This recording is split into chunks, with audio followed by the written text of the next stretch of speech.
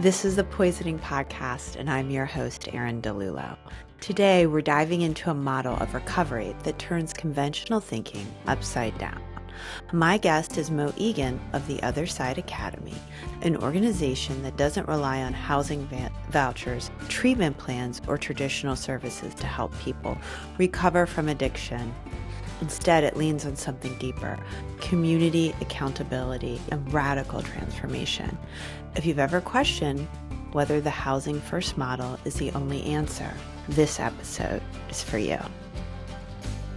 Moe, thank you for joining the Poisoning Podcast today. Absolutely. Thank you so much for inviting me, and look forward to having a conversation here. Yes. This is our first episode that's going to focus on the housing first policy, which Mm-hmm. has a lot of controversy around it in the Mm-hmm. addiction and recovery space. And I wanted to start talking about some statistics I was reading about that in 2002, there was an average of 30,000 homeless youth and young adults, so people under 25, which is very, Mm.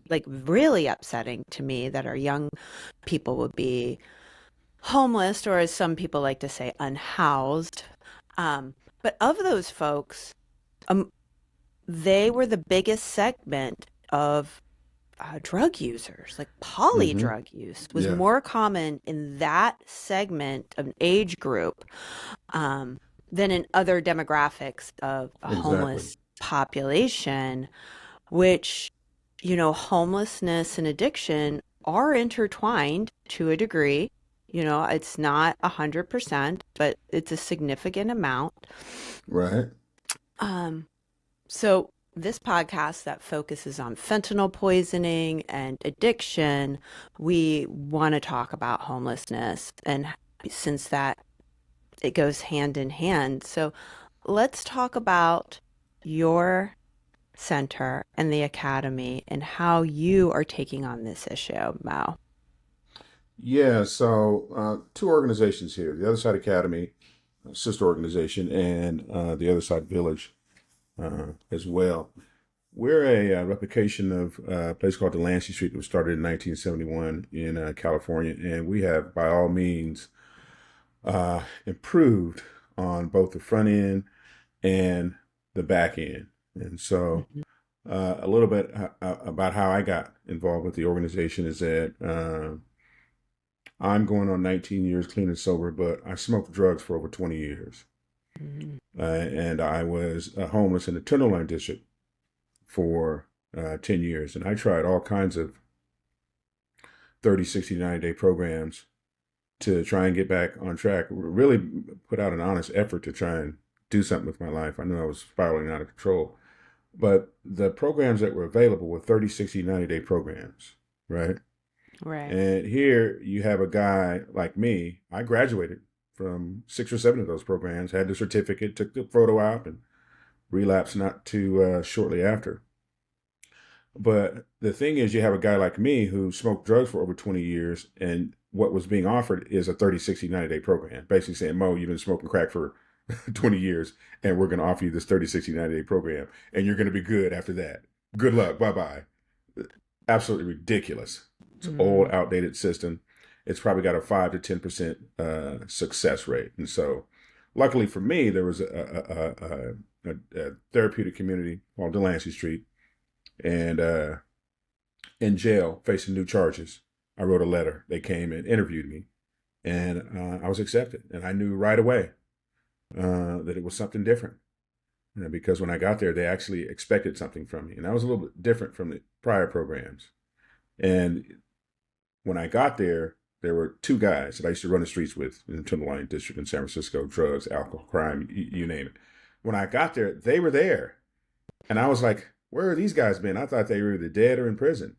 And they stepped to him and they said, "Hey, Mo, you don't have to be a drug addict anymore. You don't have to be in and out of jail, incarceration anymore. We're gonna help you. We're gonna grab your hand, and we're gonna walk you through this process." And it was basically the next several years of addressing my behaviors, those underlying issues that cause a person to be homeless. And you know, it's not being honest, putting yourself before others, not being able to respond to difficulties without using drugs, alcohol, sex, and crime. And a lot of those behaviors ran deep, and it took more than 30, 60, 90 days to get there. For me, it was a couple of years. I actually ended up staying longer. But that was the saving grace for me. And then when I graduated, I was running a double-decker sightseeing bus company in San Francisco and in Las Vegas. And I heard that they were doing a replication in Salt Lake City. Founder Joseph Grenny. And I had the opportunity to come out and help run the Other Side Academy, which is a replication, and it's for folks that, for whatever reason, hit rock bottom, struggle with drugs, alcohol, and incarceration. And it doesn't take any money from the government, which is a game changer, because as a person that's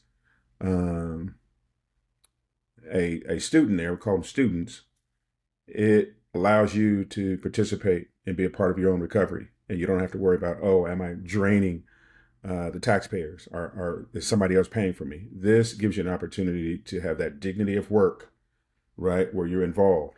And the way that we cover our operating costs is through our social enterprise businesses, right? Okay. We have the Other Side Academy, our sister organization, and I'll get into the village after that. We have a moving company, which is rated very highly in the state of Utah. We have 2 thrift boutiques that are best of state.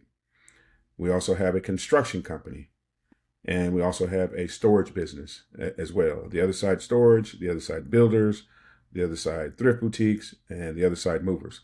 All of these businesses help us cover our operating costs, and so that we can keep the lights on. And it gives a person an opportunity to participate. When you first get there, you're there a couple months. We can't really trust you. We don't know who you are. All we know is that we're going to give you a shot at this. And then after a couple months, 2, 3, 4 months, we see that we can trust you. Then we're going to call you off into one of our social enterprise businesses, right? And if you go to the thrift boutique, you'll work as a cashier, or you work in the back warehouse on one of the forklifts, or you work in social media. All of this time, you're getting skills. You're developing a work ethic, because those are the underlying skills. We want you to be able to. Our offer really is, we're going to teach you how to keep the job. What does that look like for you to show up for yourself and your community and for the village, right? And so we teach you how to do that, how to maintain housing. What does that look like? How to be a decent person in the community, how to now become a leader and a mentor. That's our offer. We just happen to have beautiful housing at the end of it. And so in a nutshell, that's kind of how it helps people, recalibrate their lives and get back on track. Very successful, 70, 80% success rate. But at the academy, that's for your hardened drug addict. It's for your hardened drug addict criminal, but still mentally and physically able to make it through a workday. And we were so successful, a lot of people that struggled with mental health, that were on medications came. Mm-hmm. And we just weren't set up like that as a medical facility. And we had to turn a lot of people away. And our founders weren't okay with that. Mm-hmm. So mental health, you said, give us, our listeners, an example of the difference between that. Schizophrenia, bipolar, yes, depression. That's people came with those things that they were struggling with their mental health, and they were taking medications, and we had to turn them away because we weren't set up like that as a facility. Right. And as an organization, we weren't okay with that. And that's how the Other Side Village was born, specifically for those folks that struggle with mental health. They may be wilding out, having episodes, and need to get stabilized on their medications, chronically homeless, some ongoing drug addiction, and we want to help our displaced veterans as well. That's how the Other Side Village was born. That's the separation between the two organizations. Oh.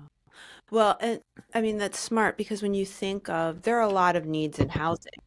There could be a mother and her children trying to flee a domestic abuse situation. Why would you put them in similar housing as someone fighting addiction, right? No, you wouldn't want to do that. And we're specifically for single men and women. Single men and women. Okay.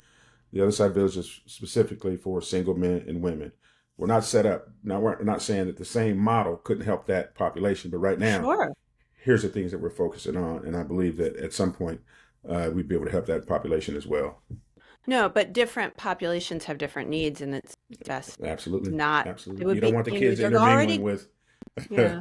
Yeah, you don't want those kids in there with this population right here. So there's a separation, and we need that. Absolutely. That's great. So you're from California originally?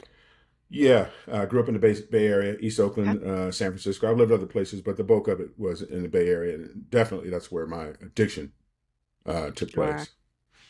Did you end up in the Tenderloin because of your addiction, or were you Oh, already living absolutely, there? absolutely. Okay. This was something that that I grew up with. It was part of my family's DNA. It was part of our culture too. We were fourth grade. My uncle taught me how to roll weed, smoke weed, and sell weed, and that's what I did at Webster Elementary Wow. in East Oakland. Which means those fourth graders were buying weed from me, right? And I eventually got caught and sent home. And when I got home, nobody said anything. There was no reprimand or anything. It seemed like Wow. we're not really concerned about this activity that you got going on. And I took that to mean, hey, I'm going to be able to do whatever I want to do from Yeah. this point. Nobody's really concerned about that. And so I took that to a place where I wouldn't wish on anybody. And it turned Mhm. into Yeah. a long stretch of drugs, alcohol, in and out of jail, in and out of jail.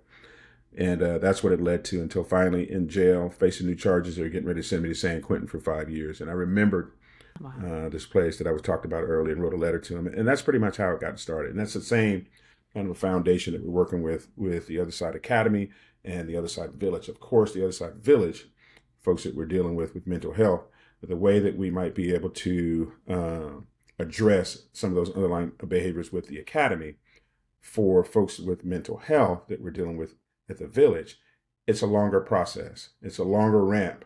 What may take in the moment, you being able to have a conversation with somebody at the Other Side Academy, at the Other Side Village, this may take a week or two getting this point across. It's a softer touch, right? Because we're dealing with Hmm. some people with mental health and on medication. So it's a softer touch. Same model that works, same success rate, but it takes a little bit longer. And we do have the same social enterprise businesses as well. We Okay. continue that model. 2 years ago, I started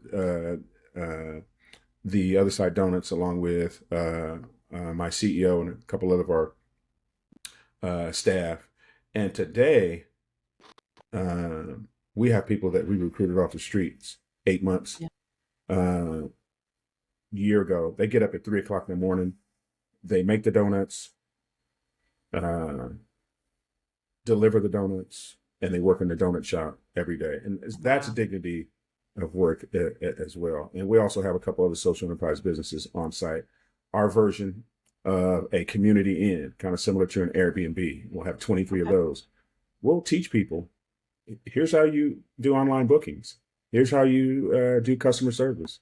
Um, landscaping. All those jobs will be available. And there's a bodega grocery store up front as well. And we're making sure that we continue to create other social enterprise businesses. And so when a person comes, they'll have employment as well. We kind of check all those boxes. Are you structured as a nonprofit or a for-profit? Yes, Nonprofit. nonprofit. Mm-hmm. Okay, great. Well, Yeah. that's great that the nonprofit model. Uh, I've uh, especially with, I do believe in using funding, especially from opioid settlement dollars, which helped fuel our current fentanyl problem. Mm-hmm. But if you don't have to rely on them, the freedom you have is amazing. Yeah. I mean, at the end of the day, it's how do we teach people how to kind of recalibrate Mm-hmm. and teach them how to deal with life's difficulties without the use of fentanyl and heroin and alcohol and drugs, and that takes a while. For some people, they learned at an early age, and Yeah. then at some point they fell away, they went another path, and then we have some people that we're dealing with that never even been taught what that community, what that family spirit looks like. And so what we do is the people that I recruit off the streets, the first thing we want to do, and we're doing something different. First thing we want to do is if you're wilding out having episodes and you need to get stabilized on your medication, you may be in active use as well. The first thing we want to do is let's get you detoxed, right? Oh, of And course. detox absolutely work. And the only issue with the detox is that, and I've seen it work miracles, taking people in there and they get cleaned up, they get cleared up, and you can tell the thinking is back on, and they're thinking, hey, maybe the American dream is back on the table for me. The problem is when they get released from that detox, they go back to the streets. They go back to the homeless shelters. They go back to the homeless camps. They go back to toxic relationships. And we've just squandered our resources. So the folks that we recruit, let's get you detox, right? And then we'll stay in contact with your case manager at the detox and make sure that our interview process takes place at the same time so that when you're released, there is no gap. You're coming straight to our homeless prep school. That's what we're doing that's different. Okay. In order for you to move into one of our beautiful, fully furnished cottage homes, you have to go to our homeless prep school for a minimum of 6 months to a year, right? Mm. It would be irresponsible for me to find somebody on the streets as an active addiction psychosis and say, here's the key, move into one of these beautiful homes. And I'll tell you what happens, and I'll use myself as an example.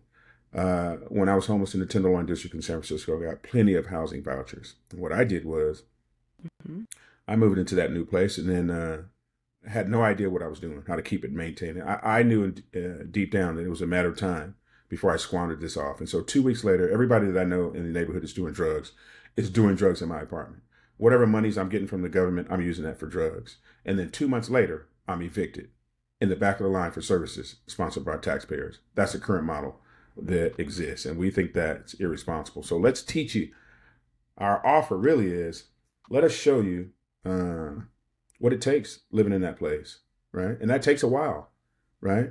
There's a lot of things that's pulling you, a lot of things that's streaming through your head at that point. So the homeless prep school, that's an opportunity for you to get stabilized. And we're going to teach you how to maintain that place, how to keep your job, how to show up, and how to now become a leader and a mentor. And then once you go through that process, then you can move into one of the village homes. And at that point, we're looking for you to be a leader and a mentor. It doesn't stop at that point, right? We let people know, hey, you've just got stabilized and now the real work begins. Because what a lot of folks don't understand that don't have that lived experience is once you move into one of those housings, you get the housing voucher, you move into your new place, you're thinking to yourself, do I call the drug dealer? Do I get back on the phone and call a toxic relationship? What about family reunions? I go to my family reunion. I don't have a chance. I got Pookie and Billy Bob and Wendy and Cindy are using drugs at the family reunion. How do I navigate through that? How do I'm now working and I'm out in the community and I come across people that I used to use drugs with. What does that conversation look like? Because these are all avenues for people to get back and relapse. And we have to teach them all of that. Here's the protocol. Hi, how you doing? You're going opposite directions, right? And so a lot of people want to get back with their families. Is that family member positive? Is that family member going to be a good influence on you? There's so many other things that you have to deal with once you move into your place. And that's what we help them with. And we have our coaches that live on site at our homeless prep school. And then we also have coaches that live on site in the village when they move to those new homes. So when you move in there, we're going to come knocking on the door and say, hey, I know exactly what you're going through right now. I know you're contemplating going through that old toxic contact list on your cell phone. Let's walk through this and let's take these baby steps. We're going to hold your hand and we're going to help you navigate this new life. And so you've said, or I've read this, that people need community and accountability more than they need services. I think the entire world needs this. Yeah. Right. And this is something that we don't talk about too much. And we've gone around the world and studied different models and kind of pieced ours together and say, we're going to pull this from here. We're going to pull this from here. And at the end of it, our conclusion is that when you're out there and you're struggling, it's a result of a catastrophic loss of family and community.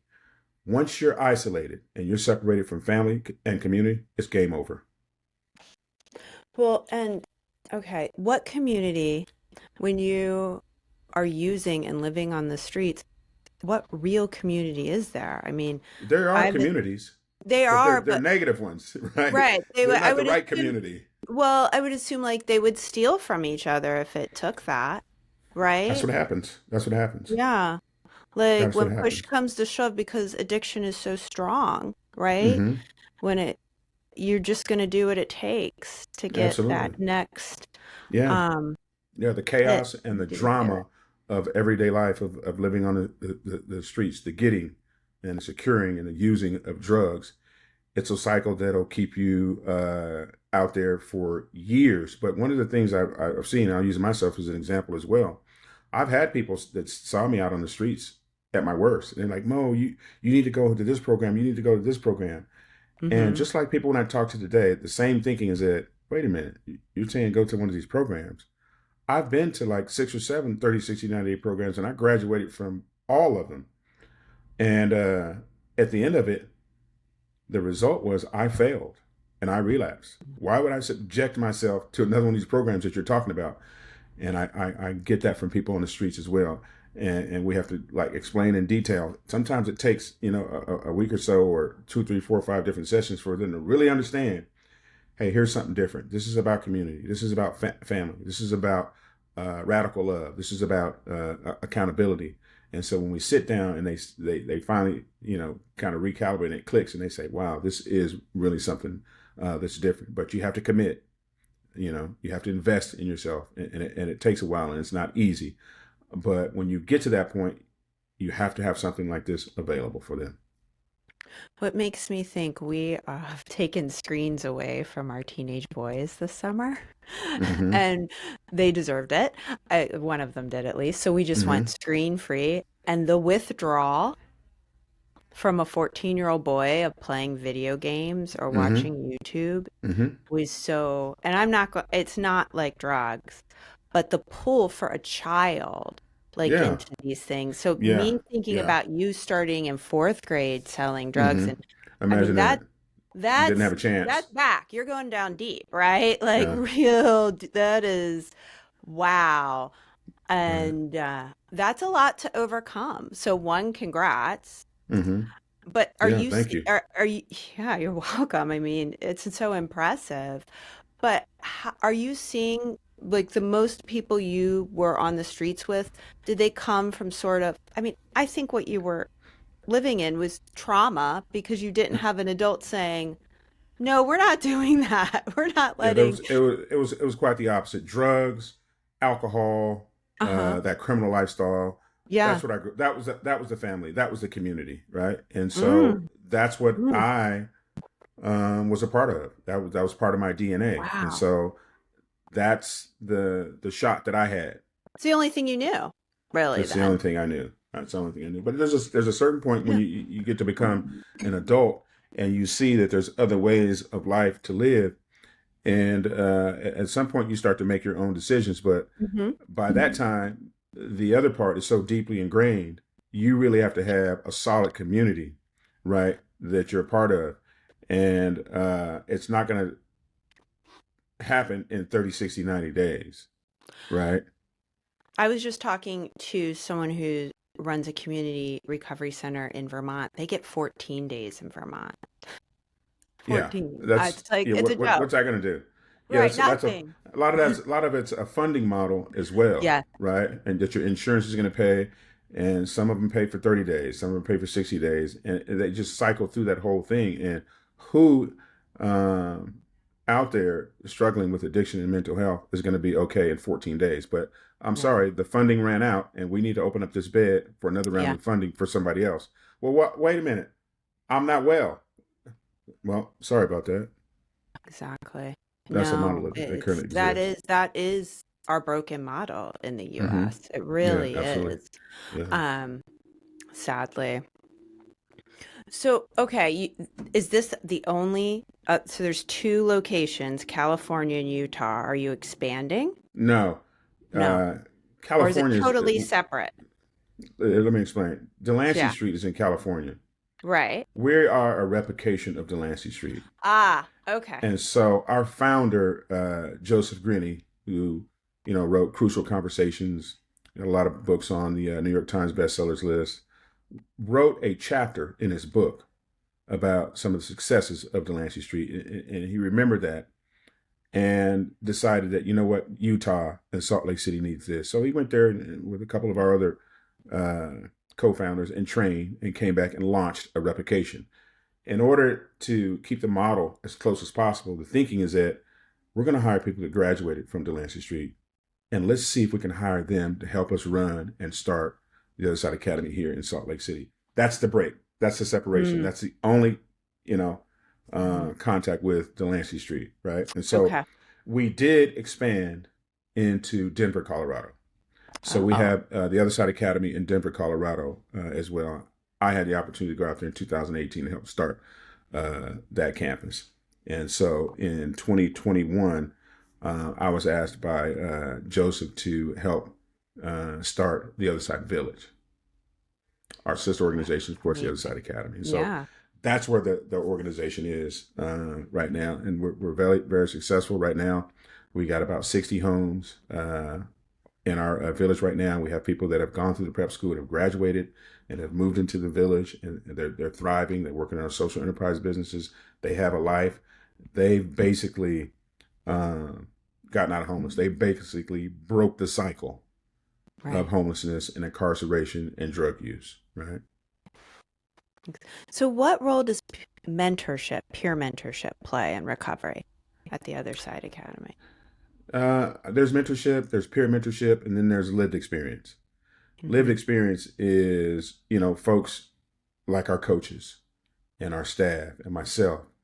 We've all been homeless. We've all been incarcerated. We've all been drug addicts, alcoholics, criminals on the streets. We've struggled with, some of us struggle with mental health.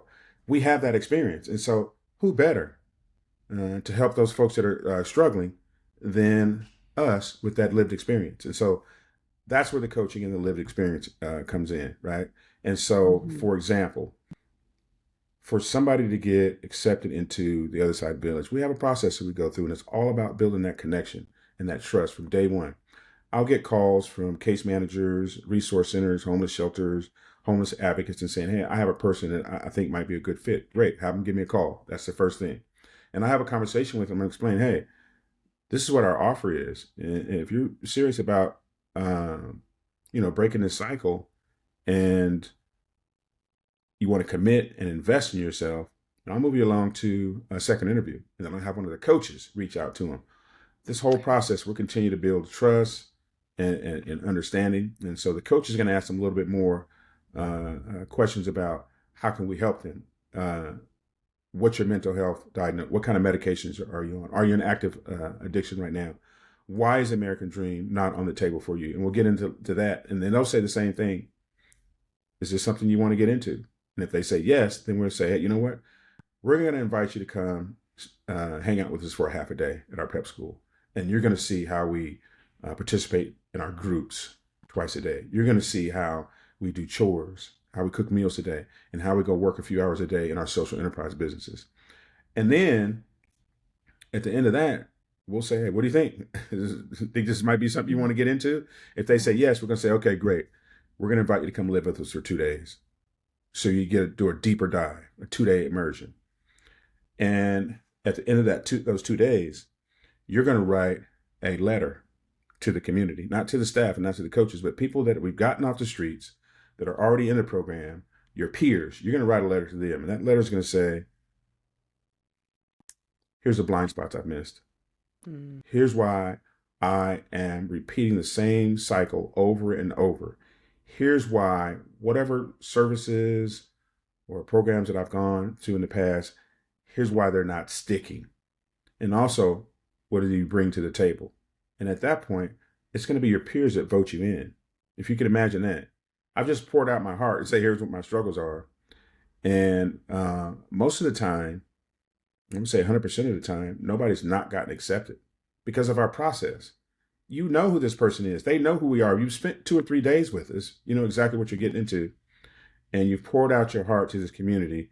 And you sit there and everybody raises their hand and says, "Despite who you are, what you've gone through, we're going to accept you. We believe we can help you." And that's a powerful moment right there. And then you start right that day. None of this, "I'm going to go check in with baby mama and tie up some loose ends." No, you start right that day.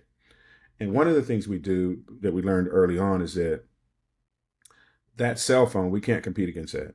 We've had people early on that were doing their very best, right? Doing everything we've asked them to do. But at the end of the day, they go back to the room and they're on that phone.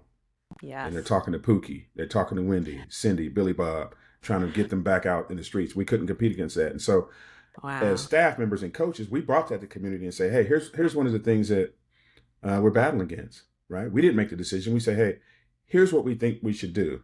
but it's going to be up to you guys to decide. We think a 30-day hold on your cell phone device. The community said 90 days.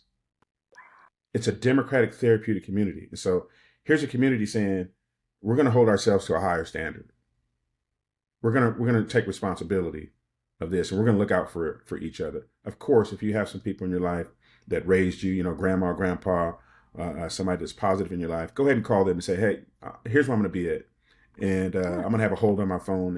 And I'll reach out to you a week or two. We'll allow you to do that. But for the time being, give yourself a chance. And it's amazing when they reconnect with that phone, how many contacts get deleted because they're going in a different direction.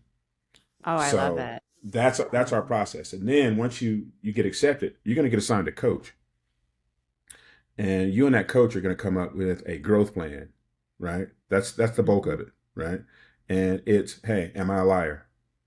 When I get into difficulties or breakups or something like that, do I go cheat? Do I go use drugs and alcohol, right? That's part of your growth plan. Do I isolate? Am I able to communicate on the social enterprise businesses when I'm working? Am I able to get along with my coworkers? Because that's a big one as well. All those things go into your growth plan. Your health, your finances, all that goes into your growth plan. And it's not based on how much time you've been here. Like after 2 weeks or a month or so, you can't say, okay, I want to move from freshman to sophomore because we have a freshman, sophomore, junior, senior stage. It's based on your ability to make those behavioral changes. And if somebody's like, you know what, I feel like I'm getting out of my shell, I'm participating more in the community, I'm looking after other people. I'm not just being selfish, looking out for myself. And I want to petition to go from freshman to sophomore. It's going to be that community again. Your peers say, yep, we see it. Right? Or we're going to allow you to move forward, but here's some other things we want you to focus on. And then once you graduate as a senior, you'll do a workout phase where you start to prepare to move into one of those beautiful cottage homes in the village. And then once you graduate and move into the village, that's when you start paying rent. And rent will be anywhere from $450 to $550 a month. That's unbelievable. And you continue with the same support in the community. Coaches live there as well. We're gonna walk you through this. Well, what's so great that you're independent and enterprise run in C3 is with, all the talks about cuts around SAMHSA and SOAR and mental health. It won't affect your organization the way I'm seeing it affect some other organizations. If your organization is true and the donors that you have, and they see that, you know what, here's exactly what the success rate is. Here's the people that left, right? We're gonna show it all. We're not gonna hide those numbers because it's those numbers that's gonna help you say, here's some areas that we need to focus on and we need to kind of tweak and get better in, right? So we're very transparent with our numbers. You can go to our website and you can see that. But people that give, they don't want you coming back every year with your hand held out and saying, "Oh, I need 30,000 more pair of socks or 50,000 more pair of shoes." They want to see, are your people drug free, crime free, employed, and housed? That's it. Nothing else matters other than that, right? If you're an organization, right, Mm-hmm. your outcome should be the people that come through here, are they drug free, crime free, employed, and housed? That's it. And that's where we start from right there. And let's be honest, if we're helping people get off the streets and stay off, then we need to ask ourselves, are the programs we're funding actually helping folks become drug free, crime free, and employed? That's the real win. And that's what stability looks like, period. How are you being embraced by policymakers in Utah and Colorado? When policymakers are familiar and they're educated and they know exactly what the real issues are, we're absolutely embraced. And we are embraced in Utah and in Colorado as well, because Wonderful. these policymakers, at the end of the day, they're the ones that are trickling down the funding, right? And so they need to be educated in this. And it takes more than a couple visits. It takes more than a couple photo ops and a couple sound bites. You really need to get into the nitty gritty of it. And so that's the investment that the policymakers and the legislators have to make. And I'm seeing the ones that have made that investment are the ones that are on board and the ones that truly understand what this battle is that we're having right now. Well, the ones who aren't fully on board with you, what do you wish they understood that they're missing? Like elected officials, the policymakers. What's the return you're getting on your investment? Okay. What's the return are you getting on allocating funds to these different organizations? That's it. That's what you need to be able to do is say, okay, this $20 million that I gave out to these organizations, and it could be 5, 10, or whatever organizations, this $20 million that I gave for them to provide services for folks that are chronically homeless, mental health, ongoing drug addictions. That funding that I gave them, the only thing they need to know is, are they drug free, crime free, and employed at the end of it? That's it. That's it. Is the It's very program working? simple. It's Right? very simple. Yeah. So And I, go ahead. Mhm. No, I was going to say I founded this podcast because of my work in naloxone, which is part of harm reduction, but I think harm reduction is a very big umbrella. And I've met people all over, even policymakers who don't have it or know where to get it. Do you carry it in your car or on you at any time? I No. absolutely do. I absolutely do. I'm all for it. Hey, if I got something in my car, Narcan or whatever, that's going to get somebody another shot, I'm with that all day, every day, because at the end of the day, it's all about saving the life, right? And Amen. so I've had families call me and say our son died twice yesterday. They brought him back with Narcan, right? That Yeah. person gets another shot. So yes, I'm 100% for that. They get another shot, and I'm not. We're not in the judging business of what you do with your shot or what I do with my shot. Let's just give them another shot at it. Period. And the only thing we need to be worried about is we shouldn't be able to in the business of micromanaging some of these homeless shelters and some of these resource centers. We just need to hold everyone to the same standard, reward the ones that get real results, and that's how we get better outcomes without building these massive new pretty fancy campuses or forcing everybody to follow one model. If a program is working, Yeah. they should be the first in line for support, period. And if they're not getting the results, then we need to help them shift to make room for somebody else that is, period. Drug free, crime free, employed. Let's start there, Yeah. and everything else should be worked around those results. Well, I have to ask a fun question. What's your favorite flavor at the other side donuts? So I got two. You got two. One is Okay. a Hansel crumb, right? Ooh. And it's an old fashioned glaze, and it's got half of a Delta airline cookie on there. You know, the Oh, little, I little know what you're biscuit talking cookie. about. Yeah. And then we have a 24 karat gold maple with a bacon reduction on there. Oh, And that's a tap dancer. You take a bite and you literally break out in the tap dance. man, I'm gonna have to get on a plane to Salt Lake. Well, I mean, our donut shop is absolutely amazing. First of all, it's people that were homeless on the streets that get up at 3 o'clock in the morning and make the donuts, deliver the donuts, and work in the donut shop, right? But our facility is close to Yeah. 5,000 square feet, and it's literally Disneyland meets Krispy Kreme. I mean, the entire place is Instagrammable. It's clouds. It's dreams coming true. Oh, Uh, period. We have a room where families can rent for special events or their kid's birthday, and we can come in with donuts and allow them to decorate their own donuts. And so, if you're a parent in Salt Lake City and you haven't rented this place out for your kids, then shame on you. that's right. I like that. Well, Mo, how can people get in touch with you or your organization?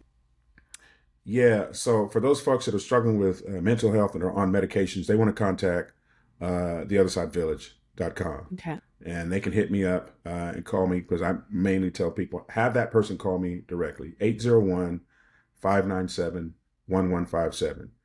If they're struggling with addiction and they're still mentally, physically able to make it through a day, they may be sitting in jail, facing new charges, getting ready to go to prison, write a letter to the Other Side Academy. That's theothersideacademy.com. And we can get you an interview and I'll get you some help. But at the end of the day, this is about aligning dollars with what actually changes lives, period. It's a great story. Thank you for coming on The Poisoning, and thank you for your great work, Moe. Yeah, absolutely. Thank you for having me. I appreciate it.